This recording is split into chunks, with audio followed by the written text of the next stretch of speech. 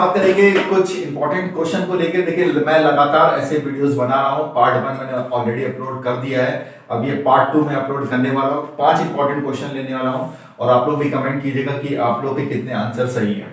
तो चलिए पहला क्वेश्चन हम लोग देख लेते हैं कि x plus y plus 3 equal to दे रखा है 0 और फाइंड आउट क्या करना है, x cube plus y cube minus 9x y plus 9 का मान क्या करना है। ठीक है, तो ऐसे में क्वेश्चन में मैंने कई बार आपको बताया क्या करना है कि आपको LHS बराबर RHS प्रूव कर लेना है।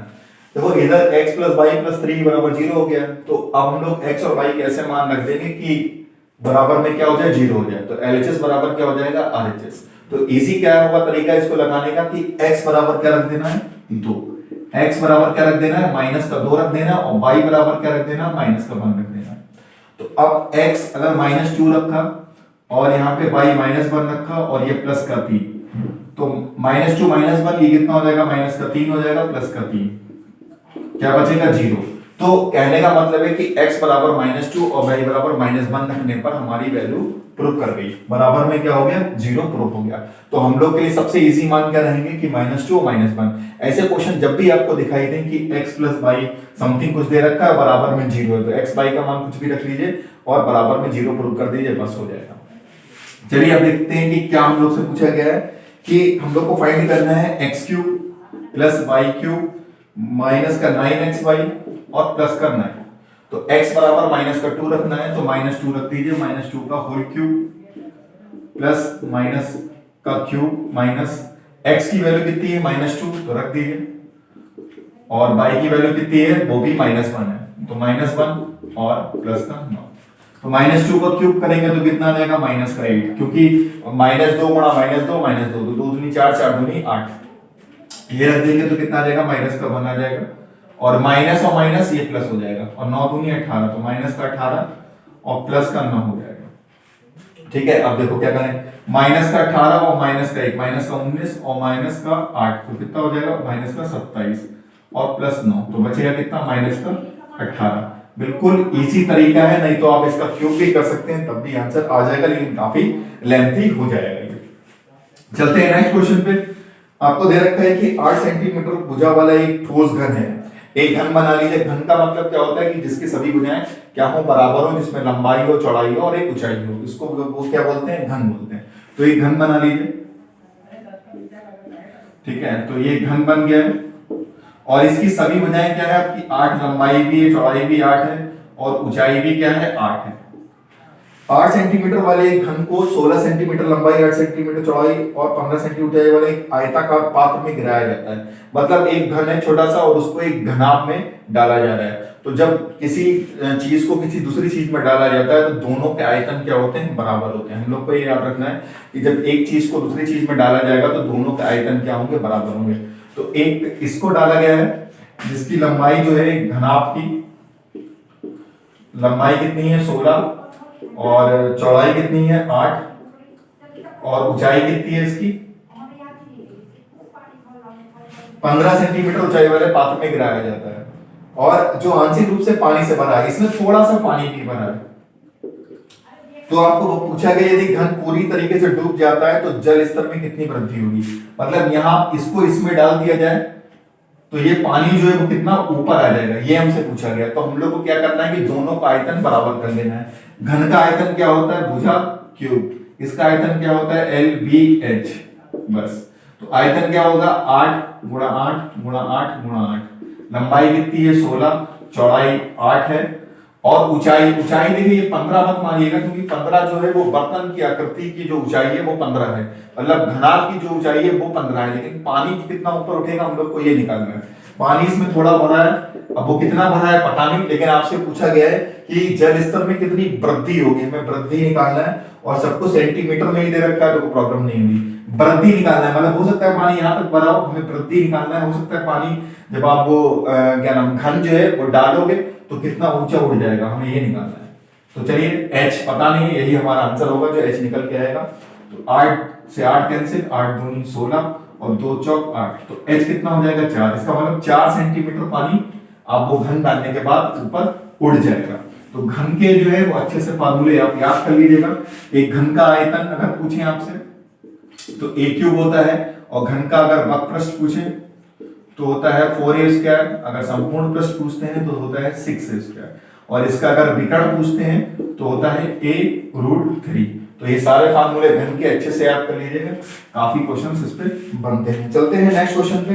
आपको दे रखा है कि x + 6y बराबर कितना दे रखा है 8, बराबर कितना दे रखा है 8, x + 6y बराबर कितना दे रखा है 8, और x/y आपको दे रखा है 2, और फाइंड आउट क्या करना है कि x³ + 216 और y³ ये फाइंड करना है। चाहो तो आप इसका क्यूब भी कर सकते हो और चाहो तो ट्रिक भी लगा सकते हो। ट्रिक क्या होगी, देखो इसमें दो इक्वेशन है, एक फर्स्ट है एक सेकंड है, xy बराबर 2 है और x + 6y बराबर 8 है। तो हम क्या करेंगे, छोटी इक्वेशन को सॉल्व करेंगे, LHS बराबर RHS। तो xy 2 ये कहां से आया होगा, जब या तो x का मान 2 हो और y का मान 1 हो तभी आ सकता है, या फिर x का मान 1 हो और y का मान 2 हो तो क्या हो जाएगा, 2 प्रूव हो जाएगा, LHS बराबर RHS हो जाएगा।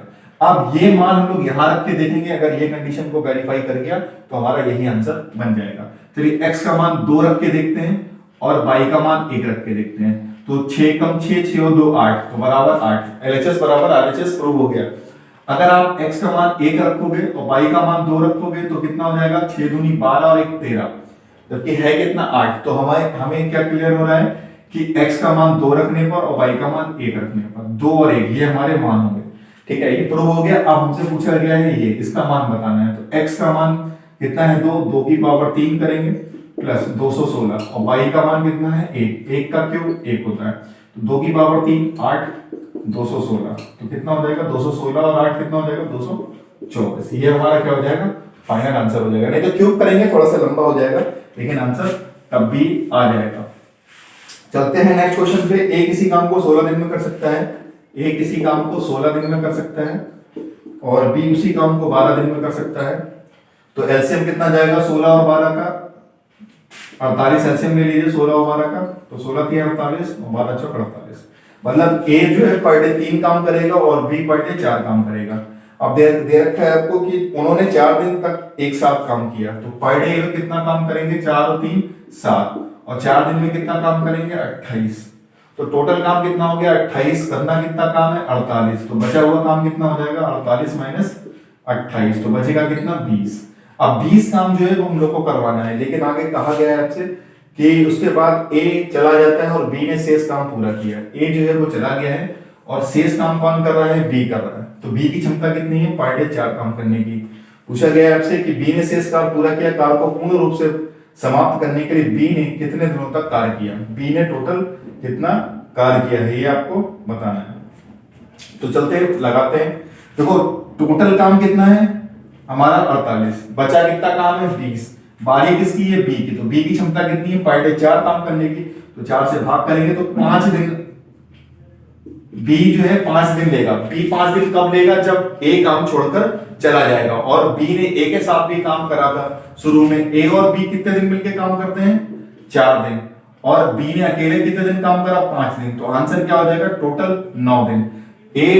बी ने पूरे 9 दिन काम करा और ए ने कुल 4 दिन काम करा, तो ये हमारा क्या हो जाएगा आंसर। इसमें ध्यान क्या रखना है, आपको लासा जो है वो ठीक से लेना होगा। चलते हैं नेक्स्ट क्वेश्चन में। ए ने एक मोबाइल बी को 25% के लाभ पे बेचा। जब मैं क्वेश्चन बहुत करा चुका हूं, बहुत ही इंपॉर्टेंट क्वेश्चन है। 25% लाभ पर बेचा और बी ने सी को 10% हानि पर बेचा। यदि सी ने इसके लिए 5,625 रुपए का भुगतान करा, यदि सी ने जो है वो 5,625 रुपए का भुगतान करा, तो आपको बताना है कि ए ने फोन के लिए कितने रुपए का भुगतान किया, ए ने इसे कितने रुपए में खरीदा था, ये आपको बताना है। मतलब प्रारंभिक मूल्य आपको फाइंड करना है। तो ऐसा क्वेश्चन जब भी आपको मिले तो बहुत बढ़िया सा मैं ट्रिक लेके आया हूं आपके लिए। एक छोटा सा फॉर्मूला होता है कि अंतिम मूल्य बराबर प्रारंभिक मूल्य इंटू 100 प्लस माइनस x बटे 100 into 100 plus minus y upon 100 into, और आगे जितने भी परसेंटेज दे रखी हो उतना आप रख सकते हो, प्लस जब आपको लाभ होगा और माइनस जब आपको हानि होगी। अच्छा, ये कुछ कोई स्पेशल फार्मूला नहीं है। देखिए प्रारंभिक मूल्य जो भी हो, मान लीजिए आपने कोई एक मोबाइल खरीदा 10,000 रुपए खरीदा, उसी पे ही वो या तो आप 20% लाभ देके बेच दोगे या हानि पे बेच दोगे। आपका प्रारंभिक मूल्य पे ही चीजें घटती हैं और बढ़ती हैं और आखिर में आपको एक अंतिम मूल्य मिल जाता है। बहुत ही अच्छा क्वेश्चन है और काफी बेस बार ये पूछा भी गया है। तो अंतिम मूल्य कितना है? 5625 लिख दीजिए, 5625। प्रारंभिक मूल्य पता नहीं है, इसके मान ले रहा है x, और लाभ कितने का हो रहा है? 25% का, तो 125 बटे 100 इंटू हानि कितने की हो रही है? 10% की, तो कितना हो जाएगा? 90 बटे 100। काट दीजिए, 125 पंजे 25, 5 बटे 4, और इसे काट लिया 0 से 0, ठीक है। आमने सामने काट दीजिए, 9 से 9 चौक 54, 2 बचा 22, 9 दूनी 18, 4 बचे 45, 9 चौक 9 पंजे 45 हो जाएगा, ठीक है। ये 9 पंजे 45, फिर काट दीजिए इसे 5 से, तो ये कितना आ जाएगा? 125।